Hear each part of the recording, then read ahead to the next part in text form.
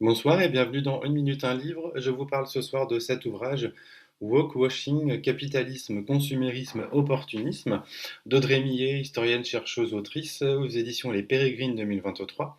Alors, les actualités brûlantes autour du terme woke ne manquent pas.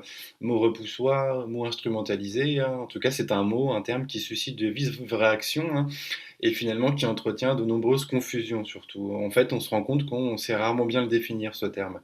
Alors, la force de l'ouvrage n'est pas tant d'analyser l'actualité du washing que d'en retracer finalement la genèse historique. Donc ça, c'est une des premières surprises. On a vraiment ce bagage historique qui est vraiment important en fait et qui manque parfois d'ailleurs. Alors Audrey Millet replace ici l'usage récent du terme dans une histoire du coup plus longue, celle d'un capitalisme consumériste, opportuniste, capable d'absorber, de recycler et de neutraliser les critiques qui lui sont adressées, avec souvent, ce que dit très bien Audrey Millet, avec donc la complicité des consommateuristes. Alors qu'appelle-t-on cet éveil de l'activisme de marque? Alors on va évoquer bien évidemment la RSE, ce qu'on appelle la responsabilité sociétale et environnementale des entreprises, avec différents types d'engagements, notamment au nombre de quatre.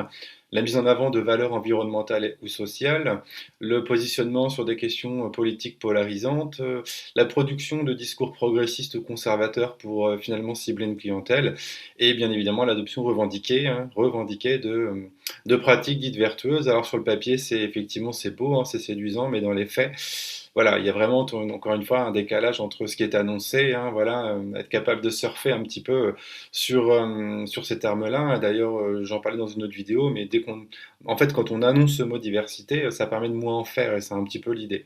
Alors comment, pourtant, on s'interroge, comment ne pas vouloir lutter contre les inégalités, les injustices, le sexisme, enfin, vraiment, on se demande. Mais pourtant, l'ouvrage met en lumière l'inauthenticité structurelle de ces engagements finalement marchands, capitalistes, etc. Et peu importe finalement le type de washing. Donc là, on a le woke washing, mais on a des liens avec le green, le pink, le pride, le féministe, le capitalisme menstruel aussi. En tout cas, tout ce qui est politiquement correct sous amphétamine.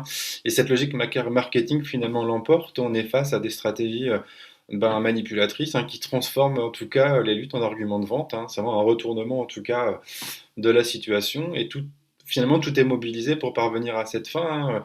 Ce que Audrey Millet appelle le métacode de la coolitude, effectivement ce côté faire cool, alors notamment quand on pense aux jeunes. On évoque aussi la religion capitaliste, le capitalisme de la séduction, ou voilà, est-ce qu'on pourrait pas inverser en parlant également de séduction capitalisante? Bon, en tout cas l'ouvrage ne remet pas en cause les luttes, mais finalement leur instrumentalisation par le marché, et là Audrey Millet en fait ne critique pas évidemment les luttes féministes, antiracistes et écologistes, bien évidemment. Ce qu'elle critique, c'est cette récupération marchande, donc vraiment ce woke washing, toujours. Ce mot washing est vraiment important. Et Audrey Millet parle effectivement de l'émergence d'un nouveau romantisme hérité des années 60-70, où la remise en cause de l'autorité scientifique et la valorisation de toutes les opinions au nom de la participation démocratique ont ouvert la voie à une récupération massive par le capital. Et donc, sous les habits de l'ouverture et de la démocratie participative, ces mécanismes étaient voués à être instrumentalisés. Donc voilà, ça pose un peu les choses et le contexte est posé. Alors après cette lecture, il est probable que vous ne regardiez plus la consommation de la même manière et que vous repériez plus facilement peut-être les mécanismes sous-jacents de cette inauthenticité.